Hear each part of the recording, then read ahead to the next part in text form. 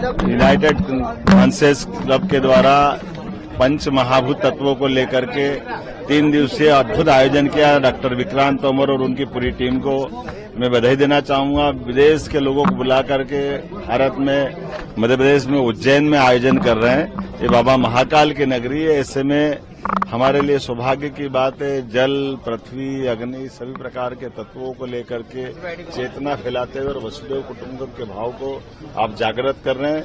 हम आज के इस दौर में जब दुनिया उथल पुथल से भरी पड़ी है, युद्ध की तरफ बढ़ रही है, ऐसे में शांति का संदेश उज्जैन से जाना ये सौभाग्य की बात है। मैंने कहा कि एक कुंभ वहां बढ़ा है जो वैचारिक रूप से चल रहा है, दूसरा लघु कुंभ यहाँ आया जो विश्व के लोग आकर के वैचारिक रूप से डुबकी लगा रहे हैं। तो विचार यात्रा में डुबकी लगाना है सौभाग्य।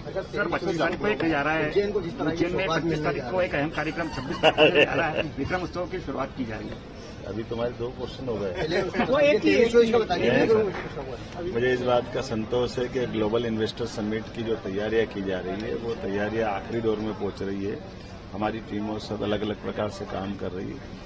मैं आज ये जरूर कह सकता हूं कि पहली बार होने वाली भोपाल की ग्लोबल इन्वेस्टर समिट अभी तक के सारे रिकॉर्ड तोड़ेगी। जैसे हमने प्रयोग किया था रीजनल इंडस्ट्री कॉन्क्लेव का और वो अद्भुत रहा है, उसी प्रकार से देश के स्वनाम धन्य बड़े बड़े सारे उद्योगपति हमारे यहाँ आ रहे हैं। और अब की बार ग्लोबल इन्वेस्टर समिट में जब ऑफर मिल रहे हैं तो वो सारे जिलों में अलग अलग प्रकार के बड़े पैमाने पर निवेश के हमको प्रस्ताव मिल रहे हैं। मुझे इस बात की प्रसन्नता है।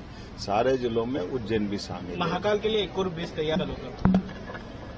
महाकाल बाबा के लिए शिवरात्रि का बड़ा पर्व आ रहा है और जिस 6 करोड़ से ज्यादा धार्मिक पर्यटन के पिछले वर्ष के यात्रियों के आंकड़े हैं, ऐसे में उनकी सुविधाओं को बढ़ाना ये सरकार का दायित्व है। और हम सब ने देखा है कि जिस प्रकार से इलाहाबाद में व्यवस्था हुई है, व्यवस्थाओं को चाक चौबंद रखना, सब प्रकार की सुव्यवस्था बनाना ये अत्यंत आवश्यक है। और मुझे संतोष इस बात का कि हम उस पर काम करते हुए आज बहुत सारी योजनाओं का लोकार्पण